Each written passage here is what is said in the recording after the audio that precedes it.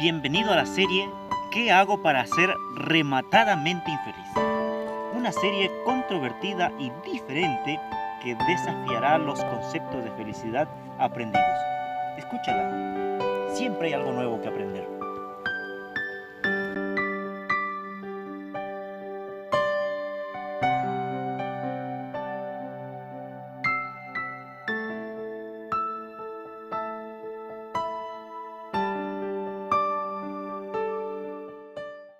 En el primer vídeo te hablé que la felicidad no es un prototipo o estilo que afanosamente nos lo han pintado.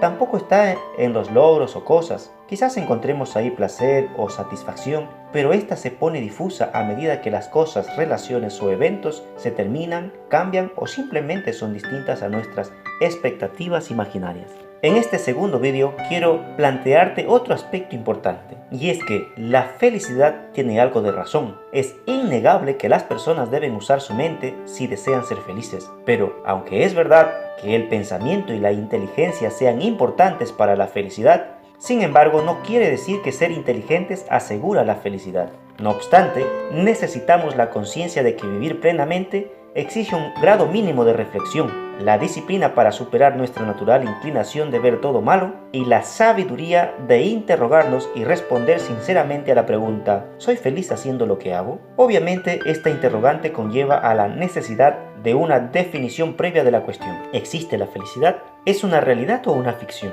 ¿Es un mito, como algunos dicen? Un filósofo decía que la felicidad era una palabra inventada para que rime con amistad y eternidad. A estas preguntas responderé dando algunas pautas, mas no es mi intención determinar la forma de pensar. Quiero decir que si no crees en la felicidad, está bien que no lo busques, porque no puedes buscar lo que no existe. Tal vez el comienzo para este tipo de personas sea desde otro lado. Lo que sí quiero decirte es que a través de mi formación profesional y el tiempo de experiencia hablando con la gente, es clarísimo dos cosas. Primero, que la naturaleza del ser humano es sociable. Segundo, la búsqueda innata e incansable de la felicidad. Te comento que una persona necesita exteriorizar su vida emocional, necesita por naturaleza compartir con otro, como su igual, hablar y ser hablado. De lo contrario, encuentro pacientes que consultará por graves problemas psicológicos, ansiedad, angustia, incluso psicosis. ¿Ya te has fijado que una persona sola termina hablando con plantas, con animales, con objetos? A eso le llamamos soliloquio. Por otra parte, la ira, la agresividad y la violencia puede surgir, pero se produce cuando no soportamos la frustración en nuestro intento de conseguir ser amados, reconocidos y valorados. Aquellas emociones no son parte de nuestra naturaleza saludable, sino más bien subproductos tóxicos de la degradación espiritual y emocional que produce el pecado.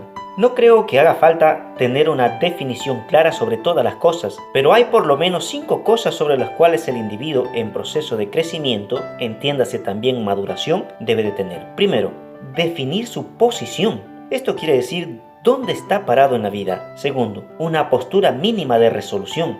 Esto quiere decir por lo menos el deseo vehemente de que sus resoluciones se traduzcan en acciones. Tercero, un enfoque claro. Esto tiene que ver que si tenemos solo ideas sueltas, cuesta mucho tomar acciones claras. Cuarto, una decisión tomada. No importa si es pequeña o grande o quizás apenas sea un pálido inicio, pero esto que quede claro, debe ser una decisión tomada y propia. Quinto, es que esa postura la conozca y la defienda coherentemente con sus acciones. Entonces déjame compartirte lo que podría ser una primera conclusión y espero que lo anotes si fuera posible. La felicidad, cualquiera sea nuestra definición, tiene que ver con una postura de compromiso incondicional con la propia vida. Esto quiere decir una búsqueda única, personal e intransferible del propio camino, tan personal y tan intransferible como la felicidad misma. Puedo compartir lo que tengo, puedo contarte lo que siento, puedo dedicarte lo que hago, puedo elegirte y estar contigo en mis momentos más felices, pero no puedo, aunque quisiera y aunque me duela, no puedo hacerte feliz. ¿Cuántos pacientes consultan mi esposo no me hace feliz? O mi esposa no me hace feliz.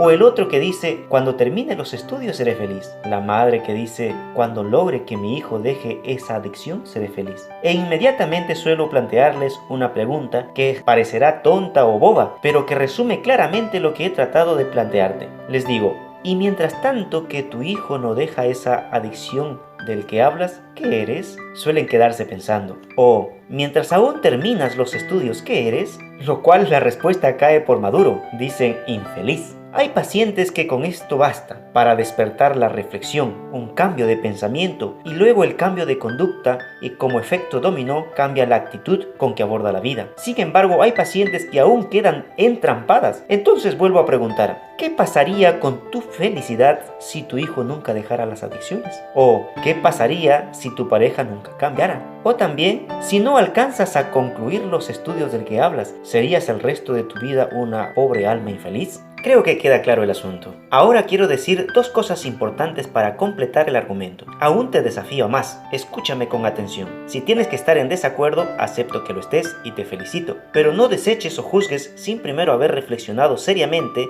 en lo que te digo. ¿Sabes? Hay dos ladrones de la felicidad, y ladrones criados por nosotros mismos y alimentados con nuestra propia vitalidad e imaginación. Estos son el pasado y las crisis. El pasado es visto casi siempre con una lectura traumática. Lo pensamos y recordamos de manera fatalista y lo contamos deprimidamente, y entonces convertimos esto en un discurso autocompasivo que muchas veces lo usamos como manipulación. Seguramente alguien se resentirá con lo que acabo de decir, pero he estudiado lo suficiente este aspecto psicológico del ser humano que ya no me engaña con facilidad. Quiero darte un ejemplo. Hay un cierto placer que produce la enfermedad, y es ser el centro de atención y ser atendido. La enfermedad es real, no hay duda, pero también es real que pone al paciente como centro de atención familiar, o por último, conquista la atención necesitada que de otro modo no lo tendría. Psicológicamente sucede lo mismo. Hay numerosos estudios que explican este fenómeno. Hijos que no reciben atención y cuidado de los padres empiezan a somatizar. Esto quiere decir que su propio organismo produce enfermedades tan reales para conquistar la atención y cariño